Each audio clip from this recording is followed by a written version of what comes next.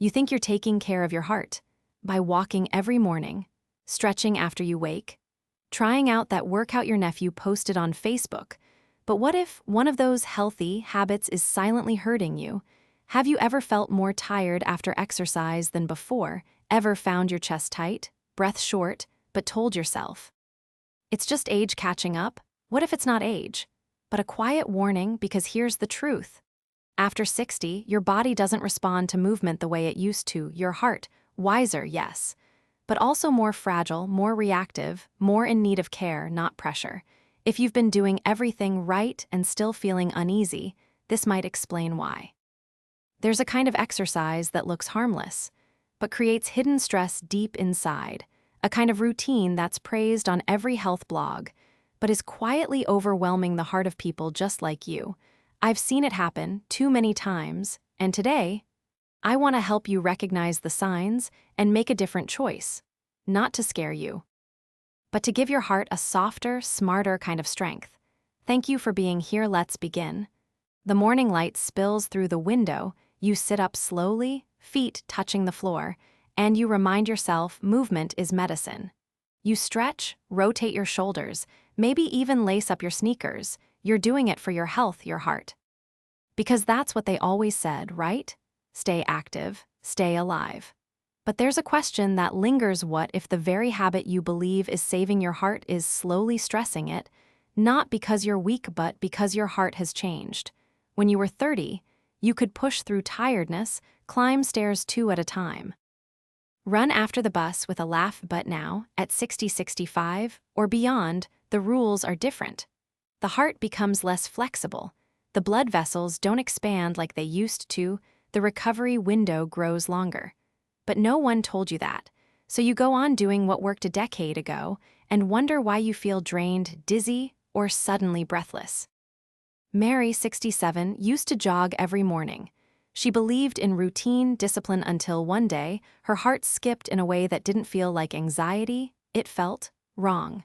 She sat down on the curb. People walked past. She tried to smile, but the truth hit her. She didn't need harder effort. She needed wiser care. That's what today is about. Not blaming, not warning, but remembering you've lived decades.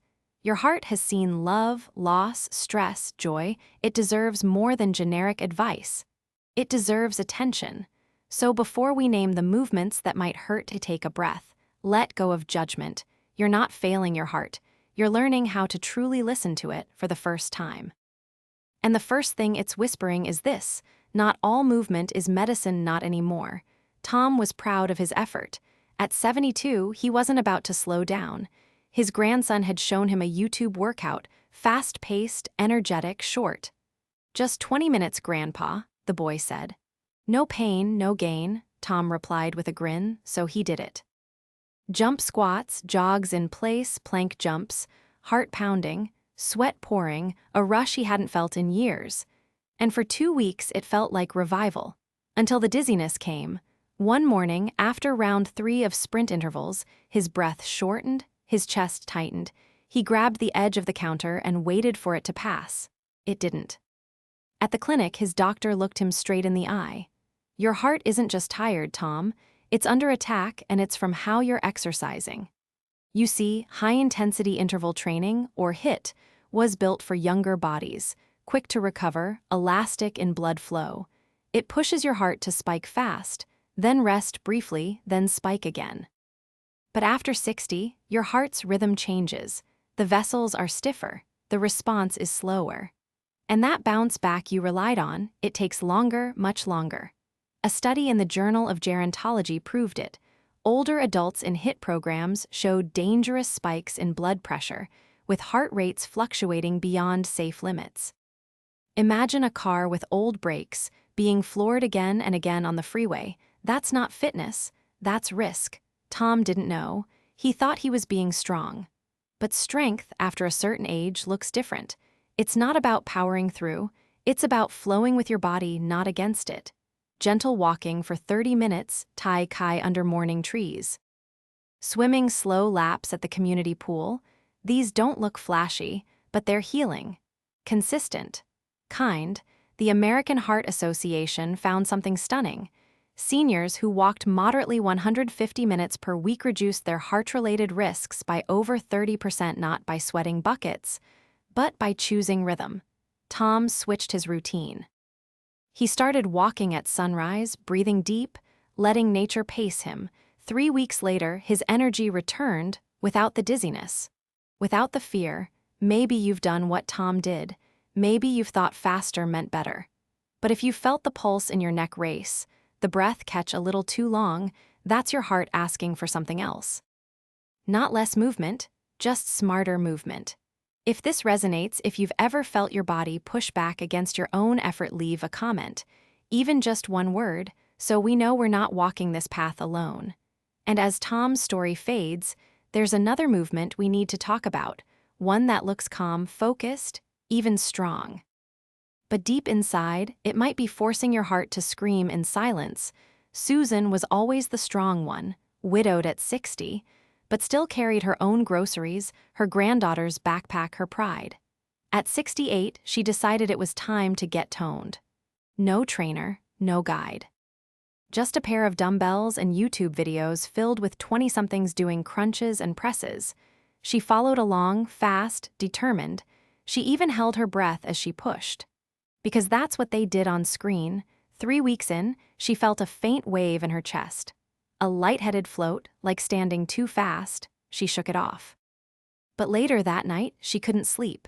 Her heart felt tight, uneasy. At the doctor's office, her blood pressure read 198/102, dangerous. She hadn't felt pain, just a sense that something was wrong. What happened? Heavy lifting and crunch-based core workouts increase what doctors call intra-abdominal pressure. That means you're squeezing your core, holding your breath, and pushing force inward. Your heart isn't just watching. It's resisting. It's straining to keep up. Imagine squeezing a balloon while trying to blow more air into it. That's your heart under heavy tension, not just with weights, even with simple crunches if done the wrong way. And here's the truth. Most people over 60 already have some arterial stiffness. They might not know it, but it's there. That's why these exercises, done without precision, become pressure bombs. The European Journal of Preventive Cardiology documented it. One participant's blood pressure shot above 200 during a set of static lifts. He didn't feel it until his vision blurred. It doesn't mean you shouldn't build strength. In fact, maintaining muscle is key to independence. But the path has to change. Think resistance bands, think slow, guided movements, think breath in, breath out, never held. Susan learned. She swapped her dumbbells for a long band with handles. Started doing seated rows, gentle resistance presses. She began counting her breath instead of reps. Weeks later, her doctor smiled. Your numbers are calming. Whatever you're doing now, keep doing it. She felt stronger, not just in muscles, but in peace. Because strength isn't about force, it's about grace under motion. And if you've ever held your breath while lifting something, if your face turned red mid-set, if your heart pounded long after you stopped, it's time to rethink what strength means now. Not to shrink, but to sustain. And while lifting can silently pressure the heart sometimes, the environment itself does the damage, without us even realizing it. Robert loved his daily walk. Every afternoon at 1 p.m., like clockwork, he put on his cap, filled a bottle with water, and stepped out into the sun. He said it helped him feel grounded, that it kept his blood moving and mind clear. And for months it did, until that one July afternoon. The sky was a little too blue, the pavement too hot. Halfway through his usual route, Robert staggered.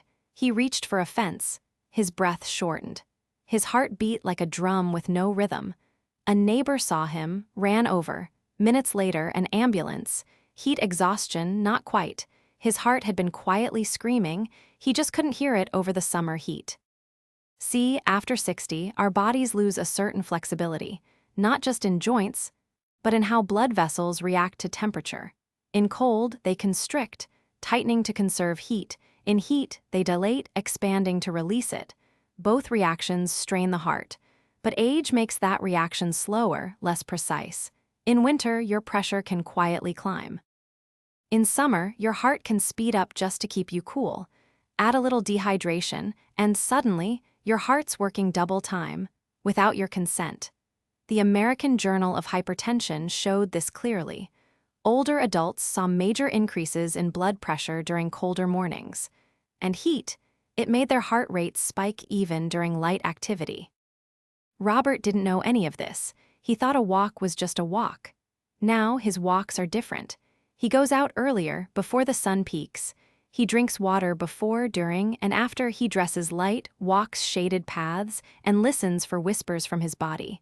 Because your heart doesn't always shout. Sometimes it just nudges. A little dizzy spell. A strange flutter. And if you brush it off, the cost is hidden until it's too late. So ask yourself, do you exercise in extreme temperatures? Have you walked outside and felt off, but kept going anyway? Have you ever thought, it's just a hot day, I'll be fine? That mindset is brave, but now it needs to be wise. Because health isn't about pushing through, it's about pacing with wisdom. If this reminds you of something you felt, leave a comment. Just say, I understand. So others know they're not alone. And while nature's heat can shake your rhythm, there's one more threat that hides behind excitement. A kind of exercise that looks joyful, but trips up the balance your heart depends on. Ellen had a spark in her step. At 70, she wasn't just active. She was the life of her Zumba class. 3 times a week, she danced. Quick hops, side steps, spins with a smile. She loved the rhythm, the community, the music that made her feel 30 again. Until one move changed everything. It was a Tuesday. The instructor added a new step, 2 hops, and a quick pivot. Ellen tried to keep up, but her foot caught air, her knee wobbled, and in a second she went down. She didn't break anything, but something else cracked, her confidence. Her heart rate stayed high for an hour after the fall, fluttering like wings trapped in a box. At her next checkup, her doctor wasn't surprised, because fast, jerky movements, while energizing, can overload aging systems. After 60, the nervous system slows down, reaction time dulls, balance becomes fragile, your arteries aren't as elastic, your coordination takes just a fraction longer to respond. And in that fraction, falls happen, rhythms spiral. The Journal of Aging and Physical Activity proved this. Older adults showed delayed cardiovascular response during fast-paced workouts, burpees, step jumps, dance hops. These moves might look young and fun, but for aging hearts and balance systems, they're landmines in disguise. Ellen didn't see it coming, she just wanted to feel alive. Now she still dances, but it's a slow-flow class, fluid motions, feet grounded. She leads now, teaching other seniors how to move with music and safety. Because movement isn't about matching the young, it's about honoring the body you have today. Balance isn't weakness, it's wisdom. It's the ability to move with joy and stay on your feet. So if you've joined a fast-paced class recently, if you've felt your heart racing long after the music stops, if you've ever stumbled and laughed it off, ask yourself, was it really funny, or was your body whispering? You don't need to stop dancing, but maybe slow the rhythm. So your heart can catch up, so your feet can trust the floor, so your mind isn't racing to keep up. And just when you thought the risk ends with movement, there's another mistake hiding in your daily rhythm, a quiet one that only shows its damage at night. Lee liked quiet evenings. Dinner done, house still, the sun dipping low, that's when he'd walk. Just around the block, not far, not fast, just enough to get the blood moving, he'd say. He thought it helped him sleep. But lately, he couldn't. At 3 a.m., he'd wake, heart tapping fast, mind racing, body wired. He cut out caffeine, stopped using his phone at night. Still, the restlessness came, until one visit changed everything. His doctor asked a simple question. When do you exercise? Lee answered proudly, right before bed. And there it was. Because even gentle movement, if done too close to bedtime, can hijack your nervous system. See, exercise, no matter how light, activates your sympathetic response, your fight or flight mode. It's great for daytime, but at night, it lingers. Heart rate stays elevated. Adrenaline hangs on, core body temperature remains high. Your body thinks it's still alert, still on the move. And your sleep, it suffers, not just in quantity, but in depth. A study in experimental physiology proved it. Older adults who exercised late took longer to fall into deep sleep. Their nervous systems stayed active. Far beyond the workout, Lee didn't need a pill, he just needed better timing. Now he walks at 10 a.m. Same route, same pace, but his nights, peaceful, quiet, his heart finds rest. And that's the secret. Sleep isn't just rest, it's repair. It's the one time your heart can truly recover. And if you rob it of that time, your healing falls behind. So, if you move at night because it helps you sleep, if your heart flutters hours after you lie down, if you've been waking up tired and wondering why, maybe it's not your mattress. Maybe it's your evening habit. Try shifting your movement. Let your body cool, unwind, settle, stretch softly, breathe deeply. Let stillness do its work, because in the dark, your heart finds light. And while nighttime holds space for recovery, there's a deeper myth we need to confront, one we've carried for decades. And it's time to let it go. Diane believed in pushing through. She'd been a nurse for over 30 years on her feet, day and night, caring for others with strength she never questioned. So when retirement came and her knees ached, when her energy dipped, she didn't pause, she pushed. Crunches in the morning, brisk walks after lunch, home weights in the evening, because rest to her felt like giving up. No pain, no gain, she whispered each time she felt the burn, but her heart had a different plan. It started with a flutter. Then came the headaches. A tension in her chest she couldn't explain, she ignored it. Until the morning she couldn't get out of bed. The tests were clear. Her heart wasn't broken, but it was overworked, not from disease, from belief. The myth of pushing through is strong. We're taught it young, celebrated for it in adulthood, and yet, after 60, it becomes a silent threat. Because pain isn't always progress. Sometimes it's warning. And ignoring that warning isn't strength, it's denial. As we age, microdamage accumulates in joints, in muscles, in the heart. And pushing through that damage only deepens the wound. You don't get younger by pretending you're still 40. You get stronger by honoring who you are now. Diane learned that slowly. She replaced her motto with a new one. Less fight, more flow. She began doing body scan meditations, moved to chair yoga, traded reps for rhythm. She didn't feel weaker. She felt free. Because surrender isn't quitting, it's wisdom with age. And now, when she moves, it's with breath, not force. With calm, not combat. If you've told yourself, just push harder. If you've pushed through pain, if you've worn your suffering like a badge, ask yourself, is your heart still applauding, or is it asking for mercy? You've earned the right to move with grace, not to prove anything, but to preserve everything.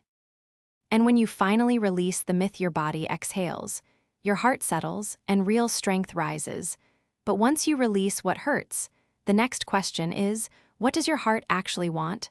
So, what does your heart really want from you? Not in theory, not in motivational quotes, but in actual daily life. It wants rhythm.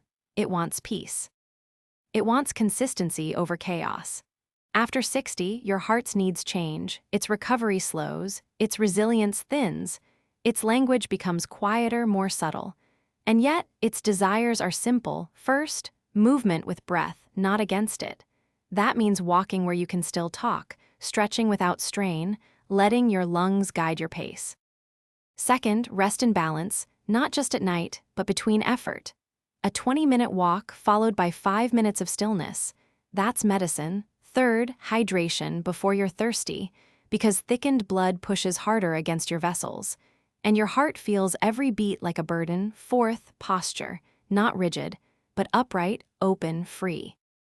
Your heart sits behind your sternum, don't compress it with slouching. Fifth, joy, yes, joy, because laughter, lightness, and connection release chemicals that lower blood pressure, calm stress, and remind your heart why it's still beating. There's no perfect workout. There's no magic protocol, but there are gentle rituals like Tai Chi at sunrise, seated yoga while the kettle boils, breathwork on the porch, dancing to your favorite song, just swaying, eyes closed, small, but real. Studies from the American College of Cardiology prove it. Even 10-minute micromovements, done daily, reduce cardiac risk more than a weekly intense routine, because the heart values frequency, not intensity. So the next time you think, I didn't work out hard enough today, reframe it, ask instead, did I move with kindness today? Your heart doesn't need to be pushed, it needs to be partnered. Give it the space to feel safe, the rhythm to feel heard, and the peace to keep going. And once you understand what it truly wants, you can finally build something sacred, a movement ritual that becomes your quiet revolution. Diane began again, not with weights, but with water. She stood by her kitchen sink one morning, holding a glass, and decided to move differently. She took a breath, rolled her shoulders, and stretched her arms out wide, not for exercise, for ease. That was the beginning of her ritual. It started at sunrise. She'd open the curtains, let the light touch her face. And while the kettle warmed, she moved, neck circles, shoulder rolls, ankle bends, slow, intentional, 10 minutes, that was it. Later, before lunch, she'd walk her garden path, not to sweat, just to see the sky. She called it her heartbeat walk. 10 steps, pause, 10 more, breathing in rhythm, feeling the earth beneath her feet. Then, in the early evening, a seated stretch, feet flat, arms lifted. A gentle twist to each side. Some nights she added music, old jazz records, swaying in her chair. It wasn't dramatic, but it was hers, and her heart responded. The fluttering eased, the pressure normalized. Sleep returned, because movement, done daily, done softly, done joyfully, heals. You don't need a personal trainer or a gym pass or perfect clothes. You need presence, a space, a moment, and a decision to stop making movement a punishment and start making it a gift. So build your ritual: morning light plus breath, midday steps plus silence, evening stretch plus music. Let it change you slowly. Let it steady you. Let it remind you that peace is strength. And like Diane, you'll find that the real transformation was never in the mirror, but in the way your heart finally felt safe. And now, as we draw close to the end, there's just one more message your heart has been waiting for. A final truth to carry into every movement ahead. Your heart is not asking you to be perfect. It's not chasing youth. It's asking to be understood. For decades, it's carried you through stress, love, loss, triumph. It never asked for applause, just presence. And now, after 60, it's asking for something else entirely. Not more effort, more awareness. Not more pressure, more peace. Because aging isn't a decline, it's a transition. A wisdom you earn with every heartbeat. And the gift of that wisdom is choice. You get to choose the pace. You get to redefine strength. You get to honor your body, not resent it. So when the world says, go harder, you whisper, I'll go gentler. When the mirror says you're slower, you smile and say, I'm smarter. Because your heart doesn't need validation. It needs rhythm. It needs care. It needs you. The kind of you that listens, that adjusts, that forgives, and maybe, just maybe, the life you've been trying to extend is waiting for you to soften, not strive, so walk with ease. Breathe with presence, stretch with joy. Move because it feels good, not because it looks good. And know this, you're not alone. There are thousands, millions, just like you, trying, learning, choosing again. And if even one story today made you pause, if one phrase sat quietly in your chest, then you've already started, already shifted. Let that be enough. If something here touched you, leave a word, just one, so we can build a space of healing together.